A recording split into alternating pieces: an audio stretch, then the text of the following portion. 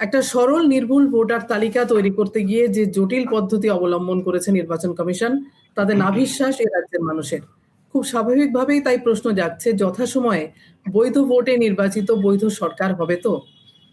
এবং খুব সঠিকভাবেই বলা যায়, যুক্তি যদি নির্বোধ অক্ষরের দাস হয়, তাহলে যা হওয়ার তাই হচ্ছে আজকের পশ্চিমবঙ্গে। দেখুন, সুপ্রিম কোর্ট 19 তারিখে যে অর্ডার দিয়েছিল তাতে বলেছিল যে 3 দিনের মধ্যে এই লিস্টটা টাঙাতে হবে। 20 তারিখে যদি ধরে নিচ্ছি, সুপ্রিম কোর্টের ইলেকশন কমিশনের লয়ার রাকেশ দ্বিবেদী তিনি কোর্টে হাজির ছিলেন। কোর্টের নিয়ম হচ্ছে যে তিনি লয়ার যদি শুনে নেন অর্ডারটা, তাহলে অর্ডারের অপেক্ষা করতে হয় না। আমি ধরে নিলাম অর্ডারের অপেক্ষাও যদি করে। 20 তারিখে আমি দেখতে পেয়েছি সুপ্রিম কোর্টের ওয়েবসাইটে ওই অর্ডারটা আপলোড হয়েছিল, এবং তারপরেই ঠিক পরে সেদিনই ইলেকশন কমিশন অফ ইন্ডিয়ার সেক্রেটারি তিনি সিইও কে একটা চিঠি লিখেছিলেন, ওই সুপ্রিম কোর্টের অর্ডারটাকে পুরো কি কি করতে হবে বলে দিয়েছে। সেইখানে বলা ছিল যে 24 তারিখের মধ্যে এই লিস্টটা টাঙিয়ে দিতে হবে। 24 তারিখে সিইও অফিস লিস্ট টাঙাতে পারেনি, 25 তারিখেও পারেনি, 26 তারিখ গতকাল কিছু কিছু জায়গায় পেরেছে, আজকে আরো কিছুটা এক্সটেন্ড, আরো কিছুটা অনেকটা টাঙাতে পেরেছে, কিন্তু এখনো 100% নয়। তাহলে প্রথম violation of the supreme court এটাই হলো যে যেটা 24 তারিখ টাঙাতে ইলেকশন কমিশন নিজে ঠিক করলো যে 24 তারিখে টাঙাবো, সেটা আজকে 27 তারিখ অব্দিও 100% কোনো ইয়ারও বলতে পারবে না যে টাঙিয়ে দিতে পেরেছে। প্র্যাকটিক্যালি প্রবলেম আছে, প্র্যাকটিক্যালি প্রবলেম আছে, নেই তা নয়, কিন্তু ইলেকশন কমিশন আর একটু ট্রান্সপারেন্ট হয়ে যেটা করতে পারতো, আমি একটু আগেও চেক করলাম, নেই, সেটা হচ্ছে যে ওয়েবসাইটে দিতে পারতো বুথ ওয়াইজ কাদের কাদের নাম, যেরকম এসডিডি লিস্ট করেছিল, absent, deleted, absent, dead, shifted ভোটারদের যে তালিকা বুথ ওয়াইজ কিন্তু ইলেকশন কমিশন বা সিও ওয়েস্ট বেঙ্গলের ওয়েবসাইটে দিয়ে দেওয়া হয়েছিল। 58 লক্ষ নাম যেটা কাটা গেছে, সেই নাম কিন্তু বুথ ওয়াইজ আছে, ওয়েবসাইটেই রয়েছে। তাহলে এই লিস্টটাও কিন্তু বুথ ওয়াইজ ওয়েবসাইটে দিতে পারতো। সুপ্রিম কোর্ট যখন বলেছে যে ওয়ার্ড অফিসে টাঙাবে, গ্রাম পঞ্চায়েতে টাঙাবে, এসডিও অফিস, বিডিও অফিস টাঙাবে, কিন্তু সুপ্রিম কোর্ট তো কোথাও বাধা দেবে না যদি বেশি ট্রান্সপারেন্ট হয় আমি ওয়েবসাইটে দিয়ে দিই। ওয়েবসাইটে দেয়নি ইলেকশন কমিশন, হয়তো পরের দিন গিয়ে বলবে আপনি তো বলেননি, তো ওই মাছি মারা কেরানির মতন হয়ে গেল, আপনি তো বলেননি বলে আমি করিনি, এখন বলছেন এখন করব। তো ওয়েবসাইটে দিতে বাধা ছিল না, তাহলে প্রচুর লোক, সবাই তো আর গিয়ে বুথে বুথে দেখে আসে না, ওইখানে আবার ওই পাতাগুলো দুদিন পর লোকে ছিঁড়ে নিয়ে চলে যায়, এই করে। গ্রাম পঞ্চায়েতে যা হয় আমরা তো দেখেছি, কোনো নোটিশ টাঙাতে গেলে কি কি সব ঘটে, কেউ কেটে দেয়, কেউ পেন দিয়ে কালি করে দেয়, কেউ এটা করে কেউ ওটা করে, এসব হয়, ওটা এক্সপেক্টেড, মানুষ ওইসব করবে। পাতাটা ছিঁড়ে নিয়ে বাড়ি চলে গেল, তো ওয়েবসাইটে দিয়ে দিলে খুব সহজ হয়ে যেত। এইটা ইলেকশন কমিশন করেনি। নাম্বার ওয়ান, ইলেকশন কমিশন কেন, মানে কি যে তার মাথায় আছে আমি বুঝতে পারছি। এবার আসি এই 1.5 কোটি লোকের শুনানি। আনম্যাপ যারা ছিল 31,68,426 জন, তাদের মধ্যে যে হিয়ারিংটা ম্যাক্সিমাম করতে পেরেছে, সেই হিয়ারিং এ আবার দেখা যাচ্ছে একটা বড় পার্সেন্টেজ কিন্তু হিয়ারিং এ আসেনি। নানা রকম কারণ থাকতে পারে, তারা বাইরে আছে, কাগজপত্র ঠিক করতে পারেনি, নানা রকম ব্যাপার স্যাপার হচ্ছে।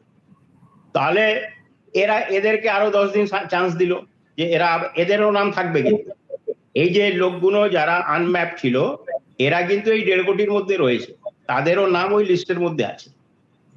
আবার যাদের হিয়ারিং এখন অব্দি হয়ে গেছে, মানে আজ সকাল অব্দি হয়ে গেছে, তাদেরও নাম থাকবে, আর ফিউচারে হিয়ারিং যাদের হবে তাদেরও নাম থাকবে। এইটা ফিগারটা দাঁড়াবে, হিয়ারিং এখন অব্দি হয়েছে, ইলেকশন কমিশনের নিজের ডেটা বা আমরা বিভিন্ন জায়গা থেকে যা কালেকশন করছি তাতে দেখা যাচ্ছে যে এখনো প্রায় 50% পেরিয়েছে। যদি 1.5 কোটি হয় তাহলে 60-70 লক্ষ হিয়ারিং হয়েছে, কিন্তু শুধু হিয়ারিং হলে ইলেকশন কমিশন বলছে না তুমি হিয়ারিং করেছো ওটাতে হবে না, তুমি কাগজগুলো কি আপলোড করছো। এবার আপলোড করা এত সহজ নয়।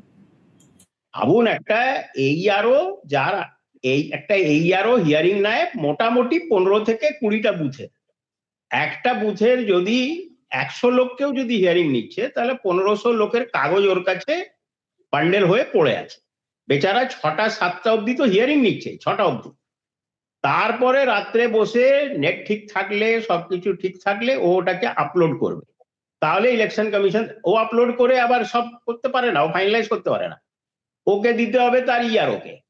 ইআরও আবার তার উপরে কি ডিসিশন নেবার, মাইক্রো অবজারভার একটা ফ্যাকড়া আছে, তিনি আবার কমেন্ট দিচ্ছেন।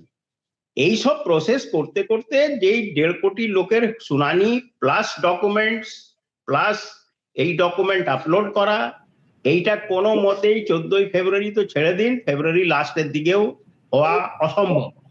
এটা ইলেকশন কমিশন নিজেও জানে যে এখন ইলেকশন কমিশনের যারা কর্তারা রয়েছেন, এক্সেপ্ট জ্ঞানেশ কুমার, কারণ তার ভার্সন শুনিনি, উনি তো আর প্রেসে আসেন না, তো এক্সেপ্ট জ্ঞানেশ কুমার, বাকি প্রত্যেকটা লোক শিওর হয়েছে এখন যে কথা আমরা 4th পিলার প্রথম দিন থেকে বলে আসছি, যে টাইমিং এত শর্ট টাইমে করা যাবে না, এই কথা কিন্তু এখন স্টেট অবজারভারও বলছেন। আমি কদিন আগে ওনার একটা ইন্টারভিউ শুনেছি, উনি বলেছেন হ্যাঁ এটা বেশি টাইম নিয়ে করা যেত, এই এআই যে ম্যাপিং, এআই যে অ্যালগোরিদম লেখা হয়েছে তাড়াহুড়ো করে, এইটা আরো বেটার করা যেত। উনি এখন নিজেও কনফিডেন্ট নন যে কি করবেন, মানে যিনি স্টেট অবজারভার। এছাড়া প্রায় টোটাল সব মিলে 37টা অবজারভার আছে, মানে এখানকার অফিসার, দিল্লি থেকে চার্টার্ড ফ্লাইটে আসা অফিসার। এবার জাস্ট আমি এক সেকেন্ডে বলে দিই যে কিভাবে গাড়াগোল করছে election commission. Election commission Delhi থেকে কয়েকটা অফিসারকে এনেছে, তারা জীবনে ইলেকট্রাল রোল শব্দটার ডেফিনেশনটাই জানে না। এর মধ্যে অফিসার আছে কোন ক্যাডারের, আমি কাউকে ছোট করছি না, সবাই খুব দক্ষ অফিসার, সবাই এফিসিয়েন্ট, নিজের ফিল্ডে এফিসিয়েন্ট, কিন্তু ইলেকট্রাল রোলের কাজ করার যে অভিজ্ঞতা লাগে, যেটা আইএস অফিসার বিসিএস অফিসারদের থাকে, ইন্ডিয়ান ডিফেন্স অ্যাকাউন্ট সার্ভিস বলে একটা সার্ভিস আছে, Indian defence account service. Defence যে এস্টাবলিশমেন্ট গুলো আছে তাদের অ্যাকাউন্টস ব্যাপার, ফাইন্যান্স টাইন্যান্স ওরা দেখে। তারা সারা জীবনে ডিফেন্সের অ্যাকাউন্টসের কাজ করে এসছে, কোনোদিন ইলেকট্রাল রোল নিয়ে কাজ করেনি। তিনি এখন রোল অবজারভার হয়েছে, উনি এসে ডিস্ট্রিক্ট ম্যাজিস্ট্রেটকে, এসডিও কে, ইআরও কে তিনি গাইড করবেন বা অবজার্ভ করবেন বা দেখবেন কি কাজ হচ্ছে। তাহলে ইলেকশন কমিশন কি, মানে ইন্টেনশনটা কি?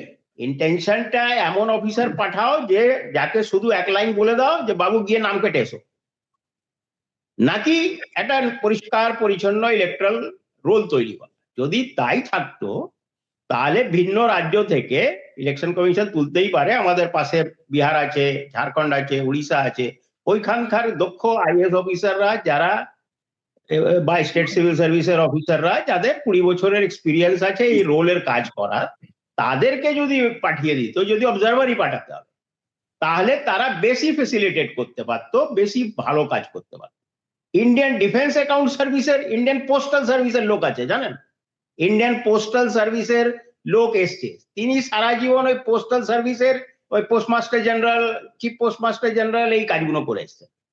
তাকে ইলেকট্রাল রোলের আইন কানুনেরই জানা নেই, একটা বই দিয়ে দিয়েছে, বলেছে ওটা পড়ে নিও যেতে যেতে ফ্লাইটে, আর গিয়ে নাম কেটে এসো। ইলেকশন কমিশনের ইন্টেনশন বলে আমরা তো চিরকালই বলে এসেছি যে ইলেকশন কমিশনের ইন্টেনশনটা খুব ট্রান্সপারেন্ট নয়, খুব ক্লিয়ার নয়।